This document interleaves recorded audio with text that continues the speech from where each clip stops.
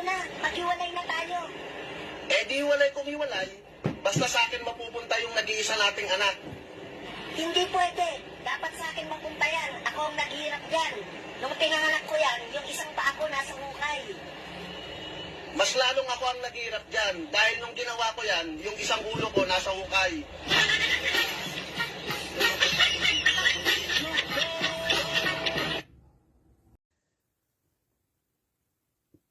Mahalagang paalala, ang asawa ng iba ay hindi gamot at hindi pwedeng gamitin pangkamot sa anumang uri ng kate.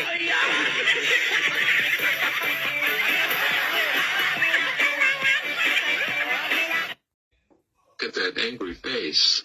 What? Nice to see you. Nice to see you. Yeah. What now? Wow. I thought you would have lightened up a little bit. What do you want to see? I heard you have a new foreigner. Yes, I have. I have many foreigners from Europe. There's many from Italy, from Australia. That's what I told you. I am free to find many foreigners. How many you find? Many. I entertain many foreigners. Really? Yes. Mahal, sino itong nag-chat sa'yo na magkikita daw kayo sa hotel?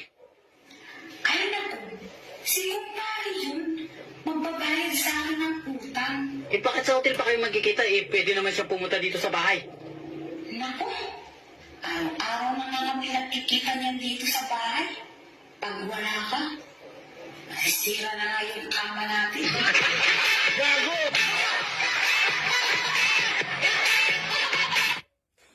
Hindi ka nga rito? Bakit?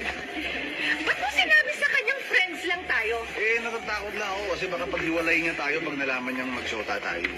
Bakit? Sino ba yun? Misis ko.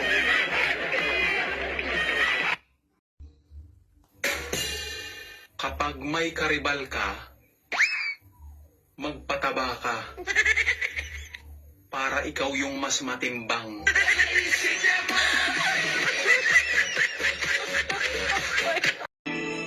Ikaw ba ay naiinggit lang?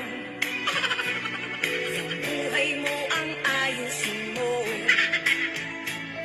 Sana'y makapag-isip ka. Baka sakaling ikaw pa'y magbago. Lahat na lang na nalaman mo. Ang daldal mo. Peter ka palagi. Dahil chismosa ka. Antena mo'y dinaig pang mga radyo. At dahil chismosa ka, dila mo ay humahaba. Hilig manira, buhay ng iyong kapwa.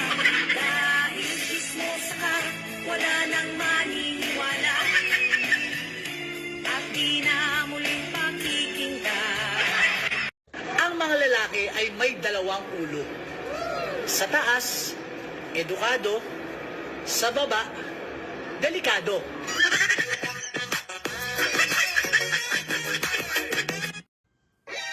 Sana ang tao parang cellphone. Para kapag nagloko, kusa nang namamatay.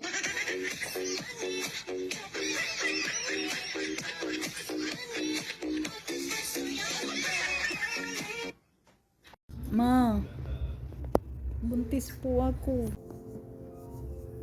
Buntis ka? Paano nangyari yon? Ma, promise. Aksidente po ang nangyari. Aksidenteng nangyari. Naglalakad ka lang sa kalye. Tapos, nabunggo ka ng titi, ganon. Ha?